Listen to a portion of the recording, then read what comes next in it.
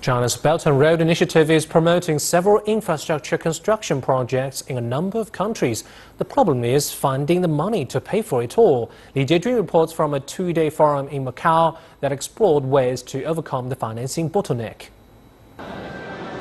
Global investment in infrastructure may be one of the great challenges of the 21st century.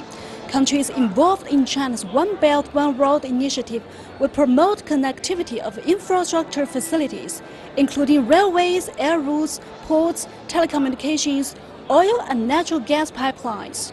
The blueprint is exploring enormous opportunities for the international construction industry, but also a wide funding gap.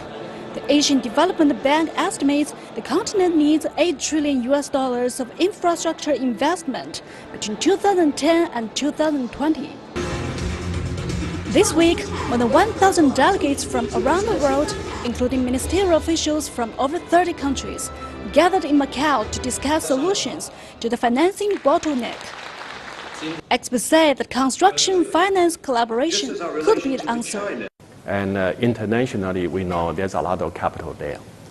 But traditionally, they would not go to infrastructure because it's a long-term investment and the return, although it's secure, but without economic development, the return may be low.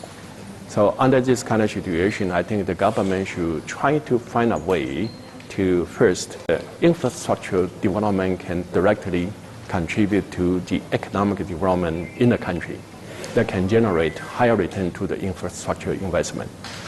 To underpin the One Belt, One Road initiative, the Chinese government has orchestrated a string of platforms for financial cooperation in the Asian Infrastructure Investment Bank, the Silk Road Fund, and the China-Eurasian Economic Cooperation Foundation. These platforms will finance Chinese enterprises to go abroad for cooperative projects.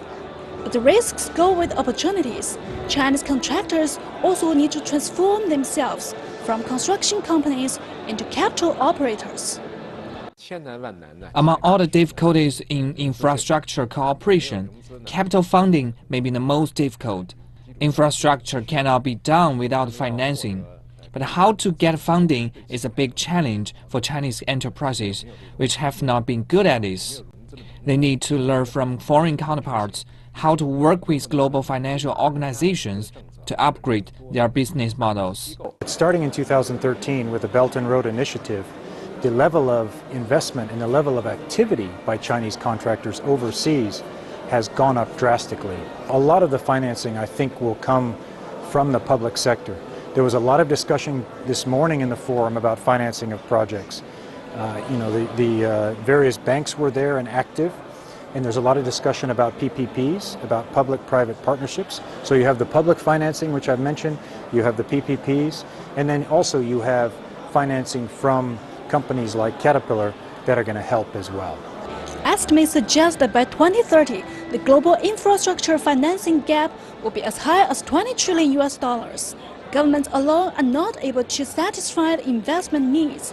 So it's important to have private and social capital in infrastructure services. Figuring out an innovative model for construction finance cooperation will be the key for future developments in the industry. Governments, financial institutions, and enterprises should work closely to realize better infrastructure development. Li Jiejun, CCTV, Macau.